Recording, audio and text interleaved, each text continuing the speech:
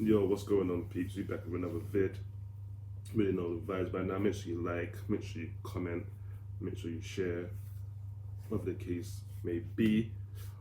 As you know, we played Morecambe yesterday at home. We won 3-1 in the end. So we're gonna talk about the game. Not really much to talk about, if we're honest. Oh, it shouldn't take that long. And bonus topic, gonna be talking about NDOMBELE and his future at the club after yesterday's throwing his toes at the pram, if you will, having a sulk, which wasn't warranted, by the way. But we get onto that after. We're not doing no player ratings because they were awful. So get to the game. Right. We're at home. Obviously, these lot are in like League One, and they're like bottom pretty much of League One. They're battling to stay in the league. I believe they're like around 21st. So they're struggling in the league. Cool. We're not struggling, but we just sitting pretty at the moment. We've got a couple of games in hand. We're doing our thing slowly. Cool. So you think this is gonna be a stroll in the park? They might get a little consolation goal, fine, but this is gonna be a breeze. Fourth round, here we come. Game kicks off. We go up with, well, let's get to the lineup. We've got the fringe players in. We've got like Joe Roden, Tanganga. We've got Matt Doherty, Deli, Celso. You know, all the players that don't really get a look in, pretty much have come in. Bar Harry Winks was in there. Højbjerg was on the bench. So you can see roughly what Conte's thinking is, because he knows we've got a big game against Chelsea coming up next week. Cool, on Wednesday. All right. So kick off, and Ndombele has a chance in the first 30 seconds. Cool. We are applying the pressure in the first few minutes of the half. After that, around what? Not really great. It was scrappy. We were crap. We were dismal. And rightly so, Morecambe big them up. They go and take the league. They go and take the lead. Deservedly so, because we were poor. Half time comes, 1-0 up. They're sitting pretty, looking comfy. Second half, same thing. Apply a little more pressure, to be fair, but again, not great. Most of our shots are like long range and they're blocked. They're putting their bodies on the line. So that leads Conte to make a triple change, and he brings on Kane, Lucas. I can't remember who else it was. Somebody else. I wonder if it was Skip. Don't even matter. But definitely remember Kane and Lucas come on. Once they come on now, the game changes. See a little more quality. And a most likely goal scorer pops up. Harry Winks with the free kick. Whips it top bins. So I don't know why Harry Kane's been taking them if he can take free kicks, but we move. We ain't here for that. Lucas, he gets on the score sheet 2-1, and then Harry Kane wraps it up 3-1. Now, for me, I did mention this before in my video about who should leave. I did mention some of the players that don't get a look in, right? And they were the same players pretty much that got knocked out against NS Mora, right? Because in fact, that was the last game. We played that, lost, didn't get to play the other game. It was a wrap. Cool. Conte did say the level of Tottenham is not good. And he's right. And he gave these bums, because a lot of them are bums, he gave them another chance. And they went and done the same thing again. Deli, Lo Celso, Tanganga, mainly them, struggled. Roden had a torrid. He was not too bad, but he weren't great. But those three that I just named, and then Ndombele, chuck him in there as well. Pretty much that team was just struggling, and they could not handle League One opposition who are struggling. And we all know, obviously, in FA Cup, they know it's a one-off game, and they're pumped and they're psyched for it, which is why they struggle in the league. But when it comes to FA Cup and they play like Premier League opposition or high level, they tend to cause upsets because they just want it more, and the higher ranked team tend to not take it seriously. Hence why Arsenal got knocked out against London Forest, because his bench was pathetic. So again, another audition they had, give them a second chance. He said, you know what, call you up again, give you another chance, cool. Go again. And again, disappointment. Now those players that I named, Ndombele, Doherty, Tanganga, and Delhi, I believe were on my sell list when I done my video not long ago about who should stay and who should go. Now, maybe I'm a prophet, maybe I can see the future, I don't know what it is. But me, and I'm sure not even just me, our fans, and just football fans in general, the mutuals, can see the man just not good enough. Doherty is just not good enough. Delhi, he had a couple of seasons, he's dead. He's more worried about his IG and trying to be some type of model, whatever he's on. I don't know what he's on, but that's what he's on. Tanganga, he proved this is too big a challenge for him. Now we've put him in right back, we put him at centre back, and each position he's in, he don't look great. But if he looks good in any of them, it's going to be the right back. He looks a little bit more comfy. He played centre back against Chelsea and cost us the game. Because it's his two mistakes that cost us. I don't want to see him playing in midweek. Apparently Dyer's got a little calf injury, so I'm hoping he's back. I'm hoping. I know Romero's not back, but they are our best defenders. We've got Sanchez, so I don't know what he's going to do. He might have to come in because he's going to go with back three, which would then go up to back five, but I don't know what Conte's going to do. But anyway, we move. And Matt Doherty, we know he's just crap. He plays on the right, he plays on the left, whatever the case, and he can't play either position. He can't cross, can't do anything. He's right-footed, but he can't cross with his right foot. He don't have a left foot, he don't have a right foot. So at this point, I don't know which one's his strong foot because he doesn't use either or. Fine, get in the bin. And then Ndombele, he's been here long enough. He has his moments when he looks good, but not nowhere near enough to warrant the money that was spent on him. And for me, he's too slow. He just moves like he's in quicksand. And or just really, you know when you watch football, like the lower leagues, and the pitch is all muddy and the ball just hits and it goes splat and it don't move. That's what it looks like. He's standing and he's trying to run. And he's just not strong enough. For someone so big, he just don't seem strong enough. And for me, I think the Premier League is just not for him. And I think he realises that now. It's too physical and he can't compete, and it's too quick and he's not quick. You put those together, if you ain't got strength or you're not quick or whatever the case may be, you're not going to adapt to the Premier League. You need either or. If you're not quick, you're going to make up with it something else, either passing ability or strength. He don't have that and he don't have the pace. This league is not for him. That's why he looks so great in the French league, because it's a lot more slower. He looked good in France, Italy, Spain, where it's not as quick and physical. He looked good. More time on the ball, which is what he likes, to tart around on the ball. He can do that there. But in the Premier League and at Tottenham, I don't want to see that. He's not good enough for me. So you have to bring on the big boys, which shouldn't be necessary. The team that went out should have been able to do the job. Lo Celso as well, not good enough. He came into a place, Eriksen, he's been nothing but dreadful.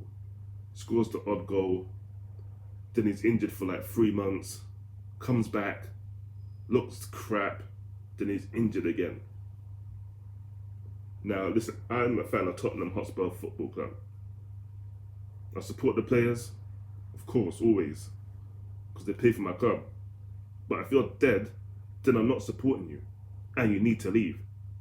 And I'll be right there to take you to the airport, wherever you need to be. I will fund the flight, whatever it is, because end of the day, I want to win.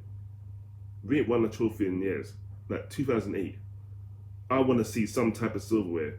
We're always close, but we just always crumble and bottle it. I'm tired of it. We need to get some man in that are a bit more mentally capable of seeing things out. Players that have ability. And a lot of these players that we have in this squad just don't have it. You've got a couple of players that, a few players that have it, the rest don't.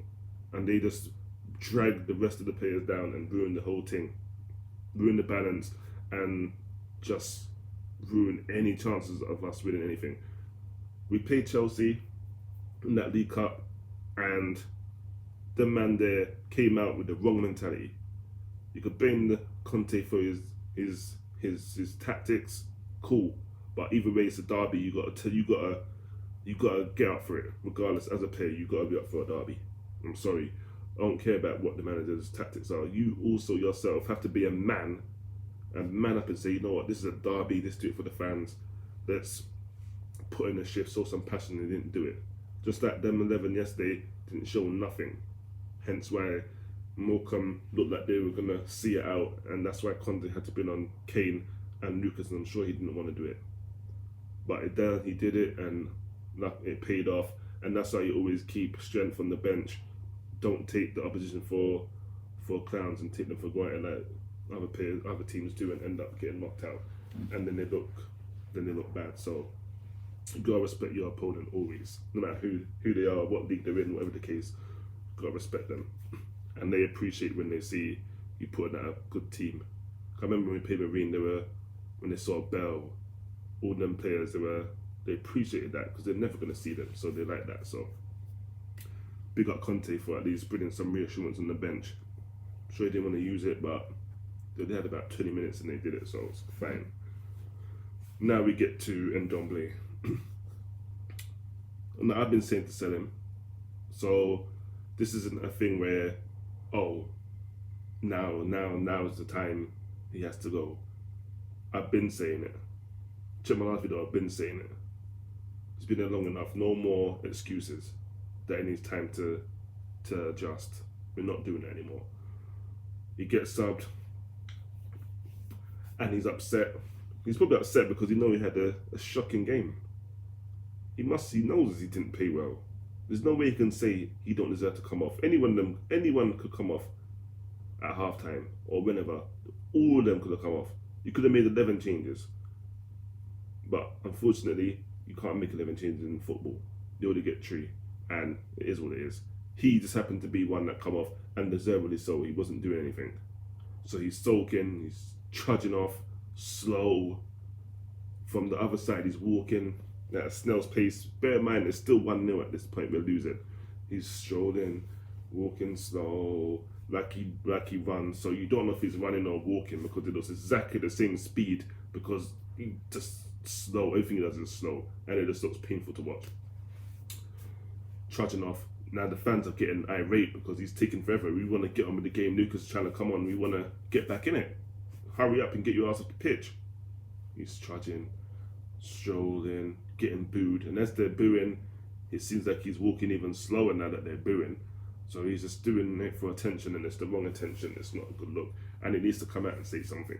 It's not going to probably help, but he needs to come out and say something, or they need to get rid of this window. Either or, that's the only options. Come out and say apologise, or you got to get in the bin. This window. Then he goes straight down the tunnel. It's not a good look. And if you see there's a picture of Conte, you see him, I think it's in my thumbnail, you could have seen it's like, this guy's got to get out of there. He's an idiot. Look at this fool. And then you can see Eric Dyer looking at him, giving the evils like, this guy's serious, this guy's a dickhead. Get him out. Now, you get the fans offside, but when you get players offside as well, between the players and the fans, and they're not rocking with you, you're going to have a long day. Don't be surprised if he's been removed from the squad altogether. He might be expelled from the squad like he's in school and just sent home. unless I watch it from his home. He seems like another one that's on IG more interested in clothes and whatever else than football. Cool, but don't do that at my club, because this ain't.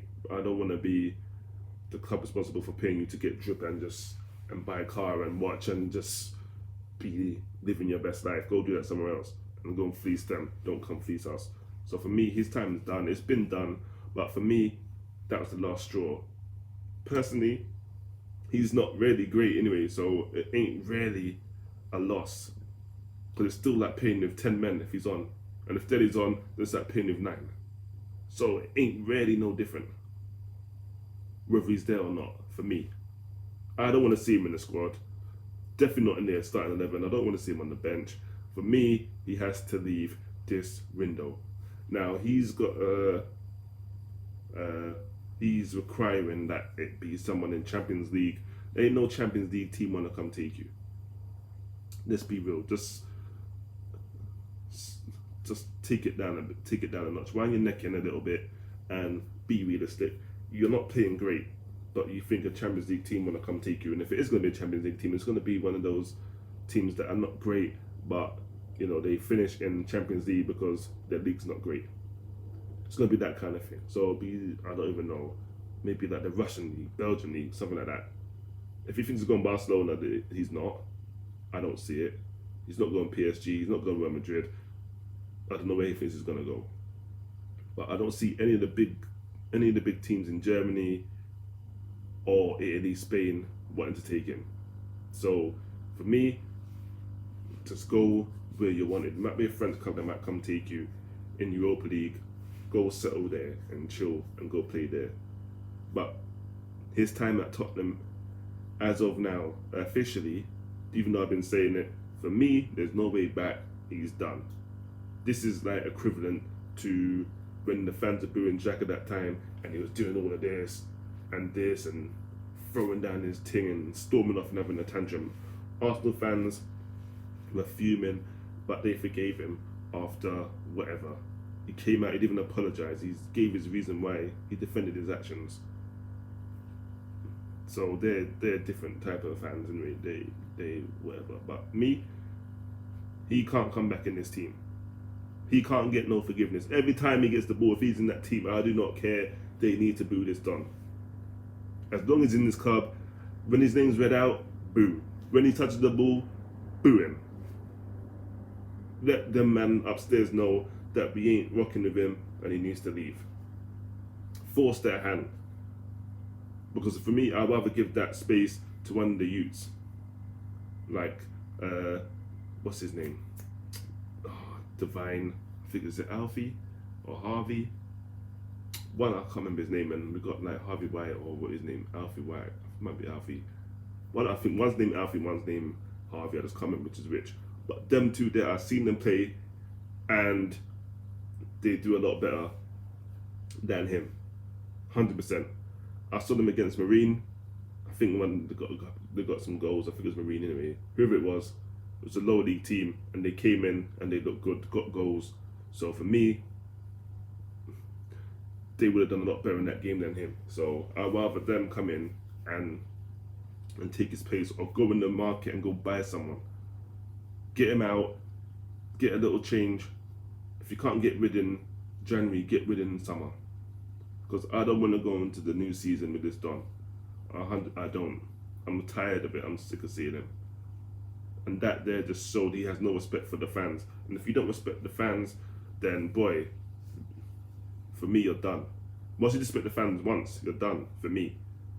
Maybe if you're young, like really, really young, like a kid, like 17, 18, maybe 19, I'll accept, because you're young and, you know, you're a little bit raw still, so I'll accept. But when you're big age like him, like 26, 27, whatever the hell he is, you ain't getting no chance from me. You get one, and once you mess it up, then you get in the bin. Simple as that. Ain't no way back.